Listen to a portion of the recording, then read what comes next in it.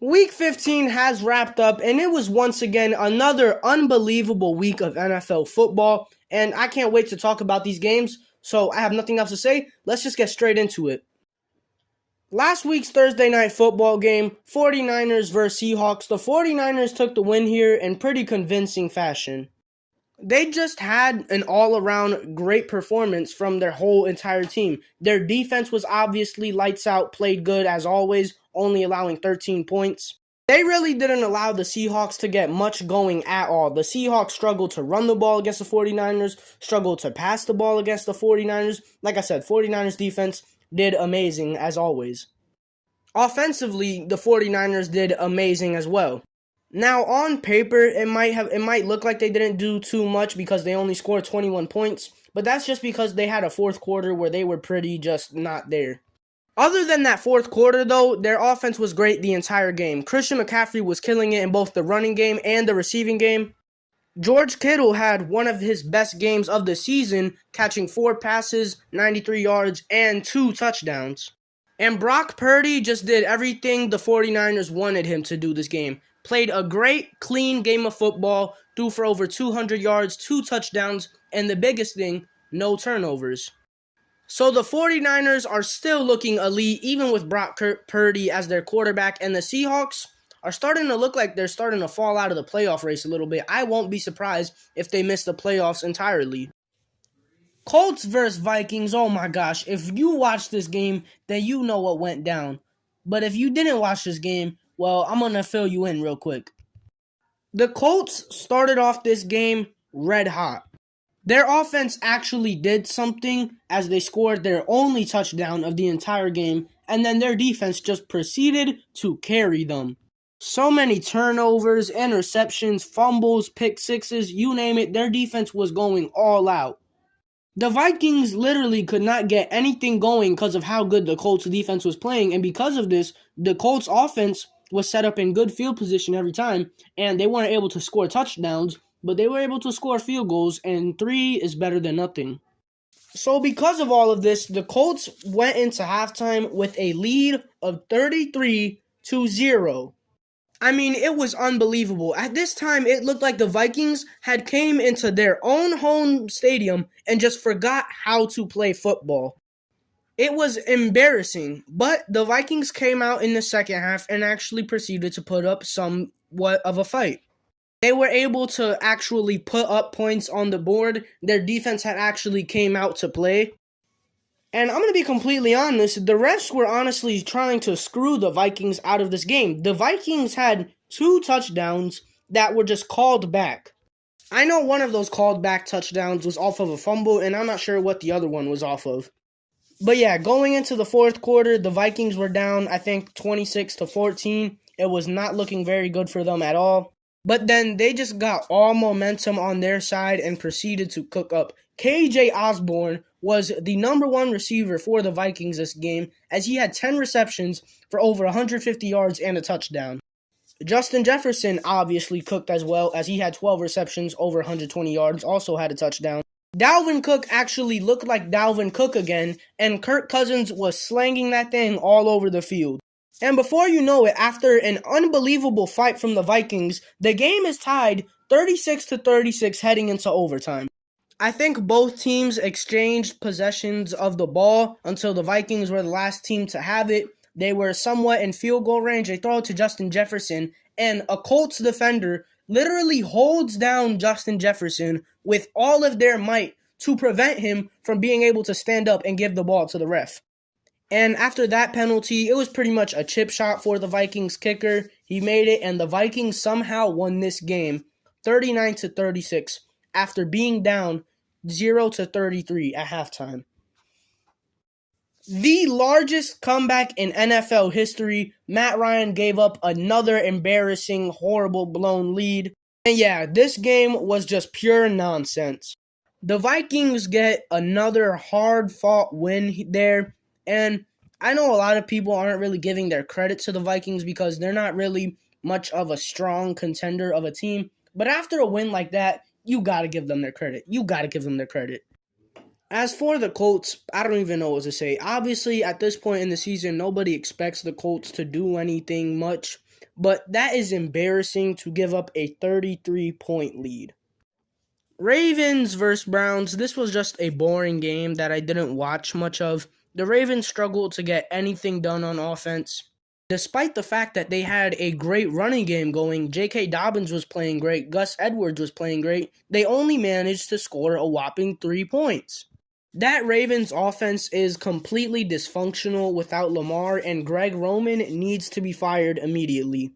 As for the Browns, they played great defense. Deshaun Watson played pretty solid. Nick Chubb was cooking, and the Browns won this game.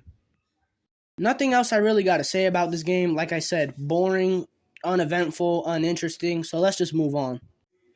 And the last Saturday game, we have the Dolphins versus the Bills, and this was just an extremely fun, entertaining game to watch. It was a snow game, and obviously snow games are always entertaining. You had the Bills Mafia throwing snowballs at the Dolphins players. You had Christmas music playing in the stadium. This game just felt like a Christmas football game, and that's probably why I loved it so much. Josh Allen, after having a pretty cold streak of games recently, looked like the MVP candidate we've been expecting him to be this season. Threw for over 300 yards, 4 passing touchdowns, also led the Bills in rushing with 77 rushing yards. He was just cooking up this game. Him and Dawson Knox looked like prime Tom Brady and Gronk. Dawson Knox had 6 receptions, almost 100 yards, and a touchdown this game. The Dolphins fought hard too. Jalen Waddle played great this game, had 3 receptions, 114 yards, and a touchdown. Raheem Mostert was also insane this game, and the Dolphins were actually winning for some of this game, but just watching this game, it felt like there was no way the Dolphins were going to really pull it out. I don't know, that's just how it felt to me. No matter how much the Dolphins led by in this game, I just had that feeling inside me that the Bills were still going to win. And they did win because, like I said, Josh Allen looked like the best player in football, and the Bills win this game 32-29. There definitely was some questionable officiating in this game, but that's just how the NFL is in 2022. Can't do nothing about it. Even with that, this game was still a very fun watch, and the Bills won this game. They are, I think, 11-3 now, and the Dolphins are actually starting to slip as they are now 8-6 when a few weeks ago they were like 8-3. So the Bills are looking like the best team in the NFL again, and the Dolphins are starting to look a little concerning. Finally, moving on to Sunday's action as we start off with the Eagles versus the Bears, and the Bears were actually winning for most of this game. Justin Fields was doing special things as always, had 2 passing touchdowns this game, and led the Bears in rushing yards, had almost 100 rushing yards this game. And he also had one of the craziest runs by any player of any position I've ever seen. You've all probably seen the highlight that I'm talking about, and David Montgomery was also a help towards Justin Fields this game as David Montgomery had 2 touchdowns. And like I said, the Bears had this game for most of it. For most of this game, they were actually outplaying the Eagles. But it wasn't enough because Jalen Hurts, who didn't have the greatest passing game, he did throw for over 300 yards, but he did have 2 interceptions. But that didn't matter because he had 3 rushing touchdowns. A.J. Brown had 9 receptions for 180 yards. Devonta Smith had like 5 receptions for 120 yards. And the Eagles somehow managed to pull out this game. How? I don't know, but they escaped an embarrassing loss to one of the worst teams in the league, so good for them. Jalen Hurts did unfortunately suffer an injury this game that I'm pretty sure is going to keep him from playing against the Cowboys on Saturday. So that sucks. Injuries are just horrible, man. Nobody wants to see those happen. But yeah, the Eagles win this game and the Bears fall down to 3-11.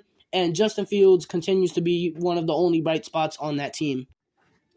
Lions versus Jets. We saw another Jared Goff masterclass this game. Zach Wilson was back as the starter for the Jets here, and he honestly played pretty solid, other than one of the worst passes I've ever seen that turned into a pick 6. And yeah, that's all I really got to say about this game because I didn't watch it. I didn't care for it. The Lions win this game, which is great. Everybody's rooting for the Lions. I hope they make it into the playoffs. And as for the Jets, well, they're starting to slip up, and Zach Wilson still continues to be a clown. Steelers versus Panthers. I've got to say, I've never felt more disappointed watching a football game than I felt watching this one.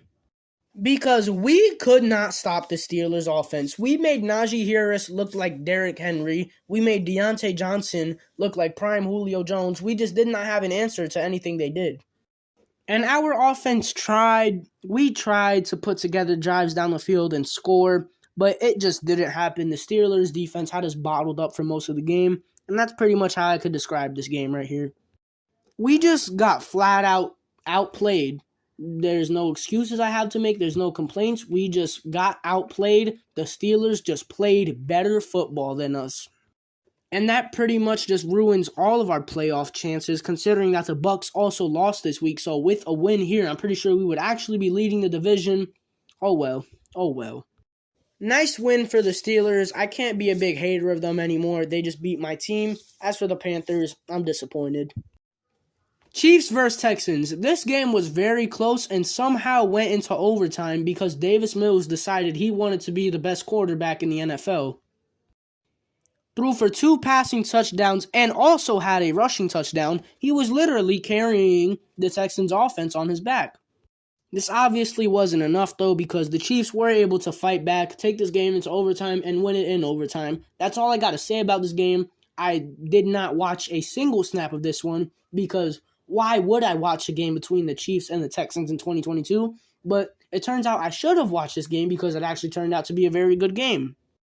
Chiefs win, Texans lose. Usual outcome for both of those teams. That's all I got to say. Let's move on. Falcons versus Saints. Boring game. 2 bad teams. Don't care.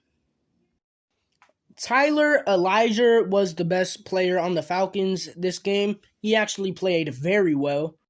17 rushes, 140 yards, and a touchdown. Unfortunately, nobody else on the Falcons offense really did anything this game. It was Desmond Ridder's first start as the quarterback for the Falcons. He didn't do anything noteworthy. The Saints win this game behind I don't even know who's on the Saints roster anymore. I don't really care either about both these teams. I don't really care about this game. I literally don't know what to say, so I'm not going to say anything. Saints win this game. Cool. Let's move on. Cowboys versus Jaguars. In this game, the Cowboys pretty much did exactly what the Colts did, but just to a far less embarrassing degree. Because the Cowboys were up 2-3 scores at some point in the third quarter and then just forgot how to play football. The Jaguars started to rally on out of nowhere, and Trevor Lawrence became the best quarterback in the NFL. They became super hot, their defense became shut down, and their offense became electrifying, and before you know it, this game was heading into overtime. The Cowboys had a chance to win this game. Their defense had already stopped the Jaguars in overtime, so all the Cowboys had to do was just trot down the field, kick a field goal, and win the game. But that's not what happened. Dak threw it to Noah Brown. Noah Brown dropped it. Rashawn Jenkins picked the pass off, took it all the way to the house, and what a way to lose a game. The Cowboys just completely collapsed this game, but I'm still going to give credit to Trevor Lawrence and the Jaguars because they played amazing football. Trevor Lawrence threw for 318 yards and 4 touchdowns. Trevor Lawrence threw for over 300 yards, had 4 touchdowns, was making insane passes. We all have probably seen that one pass he made near the end of the game. The pass that literally put them in field goal range. That pass that literally went through Kelvin Joseph's hands. Kelvin Joseph for the Cowboys literally had an easy interception, and the ball literally went through his hands. It was the tightest window. Trevor Lawrence somehow fitted in there, and that's pretty much what put the Jaguars in position to keep this game going. Not only did Trevor Lawrence play good on the Jaguars, though, Travis Etienne played great. He had 100 rushing yards, and Zay Jones, these past few weeks, has been one of the best receivers in football. This game, he had 6 receptions, over 100 yards, and 3 touchdowns. Like I said, the Cowboys completely fell apart in the second half, and the Jaguars started to play some of their best football I've ever seen. Cardinals versus Broncos. I'm not wasting any of my time on this game. I'm not even reading stats. Broncos win this game. Who cares?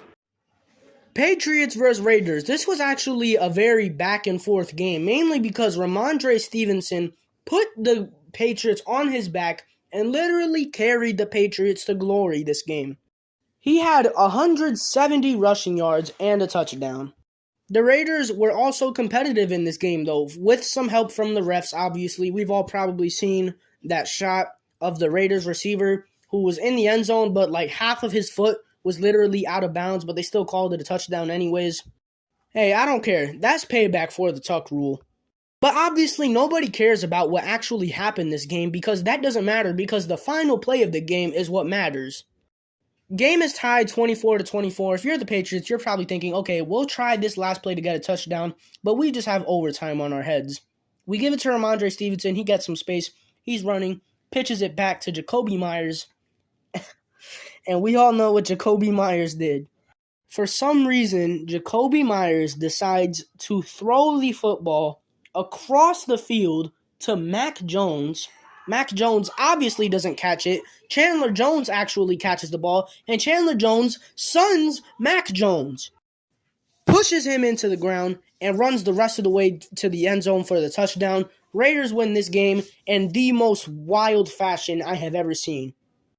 That's got to go down in history as one of the dumbest plays in football history. No hate towards Jakobi Meyers, though. He's a very solid player. He just made a very poor decision. It's great to see the Patriots lose like this, though. I mean, after what they've done to us for almost 20 years, they deserve to win like this and be screwed by the refs. Titans versus Chargers. Finally, the Titans are starting to expose themselves as the fraudulent, mediocre football team that they are that only relies on Derrick Henry. And Derrick Henry had a really good game here, but unfortunately, nobody else on their team did anything, and so they just came up short. Justin Herbert didn't necessarily play very well this game, had 0 passing touchdowns, 2 interceptions, but he did make some insane throws down the stretch to lead the Chargers to this win here, 17-14. Austin Eckler played well. Both Keenan Allen and Mike Williams played well here. And, hey, the Chargers are starting to look a little better. Like, seriously, if Herbert just played a little better this game, the Chargers win this game by a lot more. And now that they're starting to get players back from injuries, maybe, just maybe, the Chargers could make some noise. Bengals versus Bucks, you can actually describe this game pretty easily. The first half was all Buccaneers. The second half was all Bengals. In the second half, the Bengals just simply balled out. They just played better football. Their defense shut down the Bucks' offense, limited them to pretty much nothing, and their offense, after only scoring 3 points in the first half, went on to score 31 in the second. So yeah, that's pretty much how you could describe this game. Joe Burrow threw for 4 touchdowns. Jamar Chase played well. Tom Brady fell off in the second half, threw a couple interceptions, and yeah, that's how this game went. The Bucks blew it.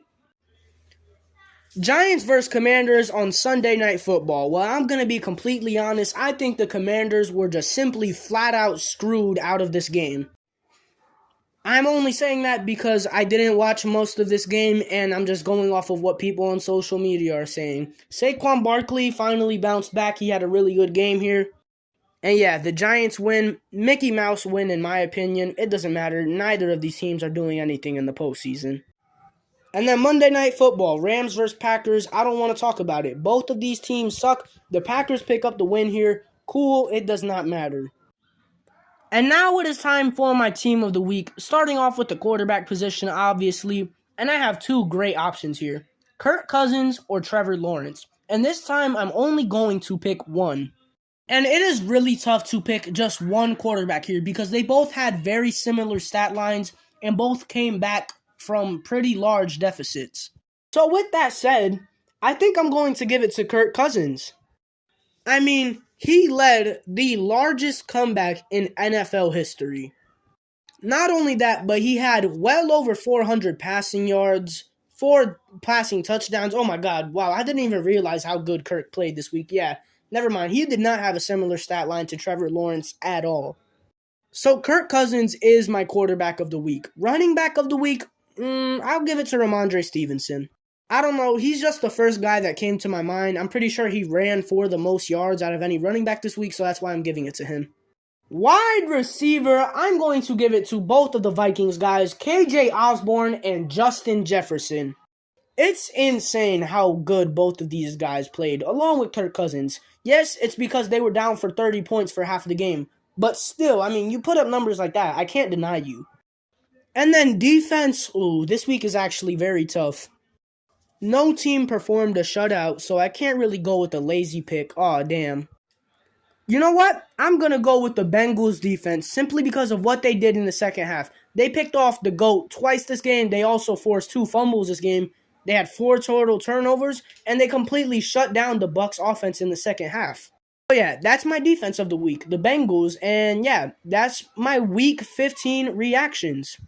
I apologize for getting this video out very late. I am very lazy, and I wait till the last minute till I decide to start doing things. So, sorry. But yeah, that's all I really gotta say. Peace.